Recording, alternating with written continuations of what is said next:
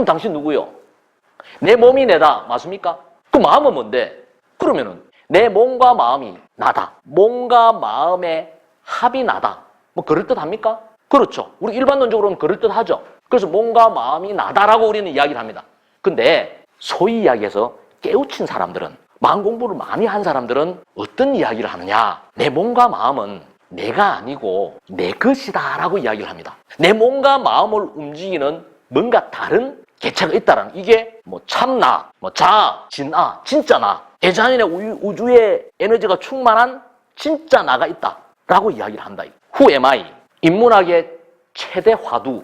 지금도 많은 수행자들이 고행을 하면서 이 화두의 답을 찾기 위해서 노력하고 있는 이 이야기를 우리 같은 범인이 어찌 깨우칠 수가 있겠습니까? 이 말의 뜻을 우리가 어찌 마음으로 느낄 수가 있겠습니까? 그렇죠. 그렇지만 우리가 깨우칠 수는 없지만 흉내는 한번 내볼 수 있는 거 아니에요? 흉내는. 이 단순하게 흉내를 내는 게 여러분들의 인생을 바꿀 수도 있다는 거예요. 수학 문제를 풀 수는 없지만 답을 먼저 알고 문제를 찾아가면 조금 더 쉽잖아요? 그 흉내를 한번 내어보는 거예요. 즉 말해서 여러분들 차의 주인은 누구예요? 여러분들 차의 주인은 여러분들이잖아요.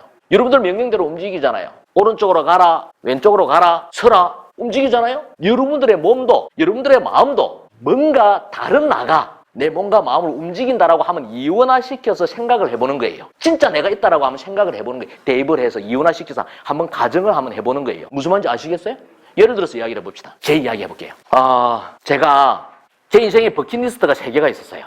지리산에서 산다, 지구 반대편 여행 해본다, 혼자서. 그 다음에 히말라야 한번 가본다. 세상에서 가장 높은데.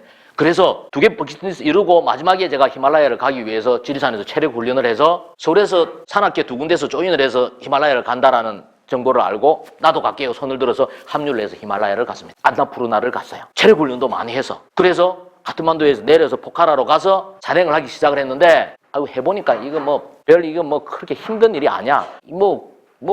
내가 최고 잘 가는 것 같아. 산을. 이 히말라야 이런 데 산을 가면은요, 짐은 전부 다 호트들이 지고 가요. 30kg, 50kg씩 지고 가는데 10불만 지면은 10불에 목숨 걸고 갑니다. 걔들 돈 많은 애. 그럼 우리는 어떻게 가느냐? 배낭 하나, 색 하나 달랑 지고 달랑달랑 가요. 제가 산을 굉장히 잘 타요. 저는 고등학교 때 몸무게하고 지금 몸무게가 똑같아요. 그래서 지금도 산 타면은 다른 사람보다 몸이 가볍거든요. 특히나 또 색 같은 거 하나만 지고 가는데. 그래서 한 3일 등반 대원들 속에서 등산을 하다 보니까 너무 시시한 거야. 그래서 4일째부터는 제가 먼저 앞을 치고 나가버렸습니다. 산행을 하면은요, 선두에 선두 산행대장이 서고 뒤에는 후미 산행대장이 서요.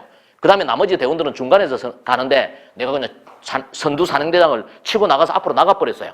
선두 산행대장이 저한테 그러지 말라고 경고를 했어요. 그러면 안 돼요. 내가 뭐라고 답했느냐? 그래도 되죠. 뻔한데 맵이 지도가 잘 돼가지고 있고 어디에서 밥 먹는다 그거 가서 먼저 기다리면 되죠. 나는 왜 거기 등산대 멤버도 아니었기 때문에 나도 그냥 대수롭지 않게 그냥 그래도 되잖아요 하고 그냥 가버린 거예요. 그렇게 해서 7일째 등산을 할 때 사단이 난 거예요. 그날은 데우날리 로지에서 마차푸체레 베이스캠프에서 밥을 먹고 안나푸르나 최종 베이스캠프까지 가는 고도를 3200m에서 4300m까지 올리는, 한꺼번에 고도를 그렇게 올리는 게 굉장히 힘들거든요. 3000m 이상부터는 굉장히 힘이 들어요.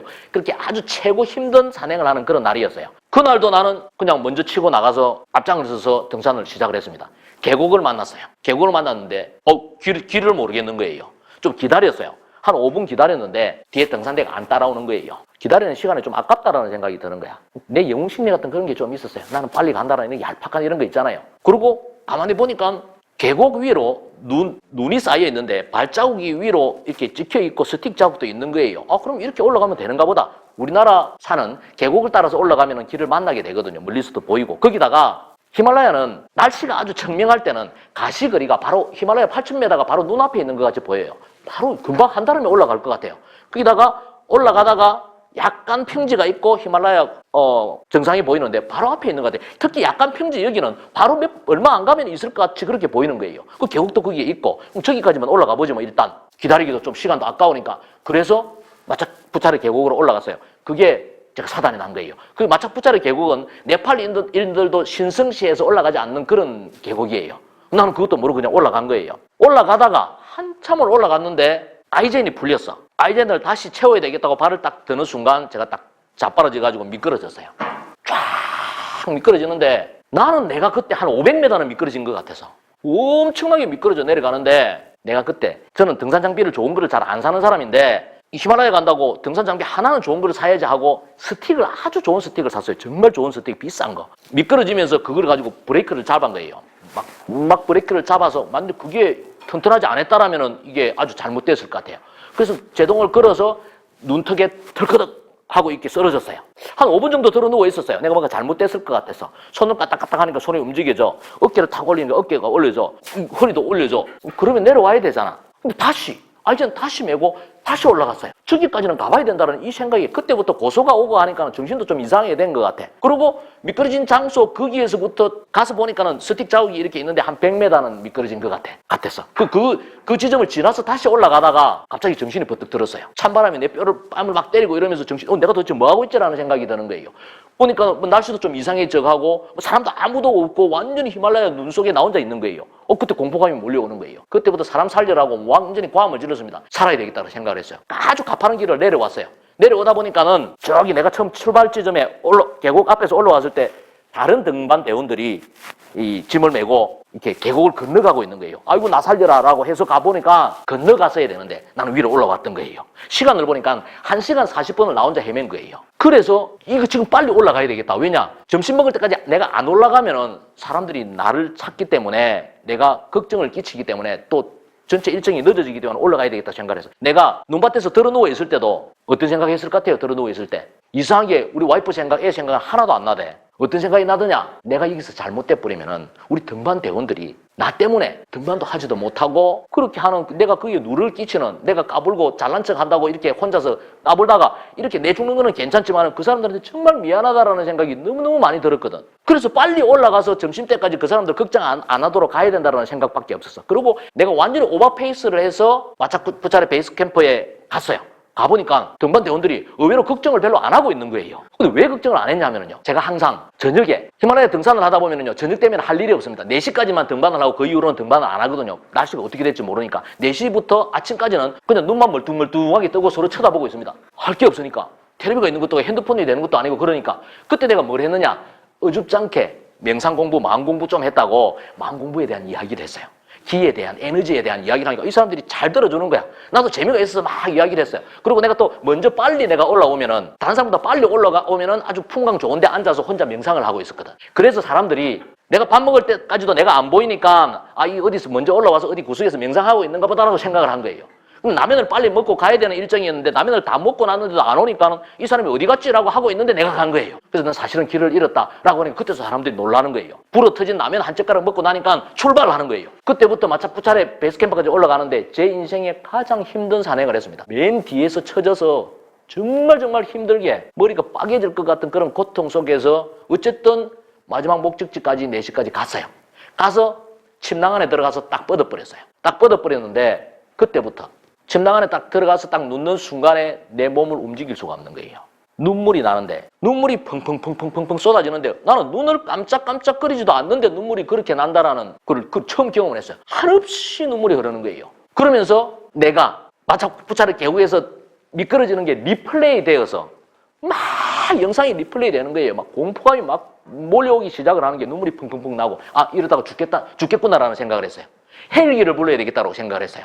그래서 헬기를 부르기 위해서는 200만 원을 주면 헬기가 날라오거든요. 불러야 되겠다고 생각을 하는데 옆에 동료가 있는데 고개가 안 돌아가는 거예요. 말이 안 나오는 거예요. 나는 그때 식물인간이 이렇구나라는 것을 그때 처음 알았습니다. 의식은 있는데 내 몸과 모든 것들이 다 마비가 돼버렸어요. 꼼짝도 없이 고개도 돌릴 수가 없고 눈도 깜짝거리지도 않고 눈물만 그냥 쏟아지는 거예요. 저는 그때 그런 느낌을 받았습니다. 근데 그때 제가 어줍잖게 제가 마음 공부를 좀 했다고 금방 제가 여러분들이 이야기했던 내 몸과 마음은 내가 아니다 내 것이다라는 것을 한번 대입을 해본 거예요. 흉내를 내본 거예요. 어떻게 흉내를 내봤느냐. 내 몸에게 내가 메시지를 주기 시작을 한 거예요. 네가 너무 많이 지쳤구나. 네가 오늘 너무 많이 힘들구나. 힘내라. 괜찮아질 거다. 그래도 너기 때문에 여기까지 올 수 있었다. 너 정말 대단하다. 그렇게 뒤처져 있었는데 여기까지 오지 않았느냐. 너 하숙 때 정말 넌 대단한 놈이야. 힘내라. 괜찮아질 거다. 이렇게 나에게 내 몸에게 메시지를 주고 내 마음에게도 내가 메시지를 준 거예요. 네가 지금 공포감에 젖어 있구나. 힘내라. 이건 네가 살아가는 데 있어서 큰 교훈이 될 거다. 히말라야가 네한테 주는 교훈이다. 힘내라. 괜찮아질 거다. 이런 메시지를 내 몸과 마음을 이원화시켜서 내가 메시지를 주는 그런 작업들을 해봤다라는 거예요. 그러고 나서 정말 1%의 신랄 같은 의식, 그 불씨가 점점 내 몸을 데피고 마음을 내 의식을 따뜻하게 해서 내가 2시간 정도 지나고 나서 그래도 일어나서 약간의 밥이라도 먹고 다음날부터 그래도 힘들긴 했지만 마지막까지 일정을 마칠 수가 있었거든요. 만일에 내가 그때 내 몸과 마음을 이원화시켜서 메시지를 주는 작업을 하지 않았다면 어떻게 됐을까? 저는 다른컨대 이 자리에서 여러분들을 보지 못했다라고 생각을 해요. 저는 정말 그렇게 생각을 해요. 그래서 히말라야가 나한테 준 마지막 메시지다. 네가 지리산에서 힐링센터에서 네가 이것을 전해주는, 마음을 트레이닝을 해야 된다, 강화시켜야 된다는 것을 전해주는 일을 하라고 주는 나에게 메시지다라고 저는 그렇게 생각을 했습니다. 여러분들은 어떻게 생각하나요? 내가 이렇게 이야기하면 이런 질문을 할 때가 있습니다. 사람들이, 야, 너는 그래서 마음 공부를 많이 하고 해서 이제 너는 누가 찔러도 화도 안 나겠네. 열받게 해도 열받지도 않겠네. 그럴 것 같아요? 안 그럴 것 같아요? 그럴 것 같아요? 안 그럴 것 같아요? 못되게 보여요 아직도?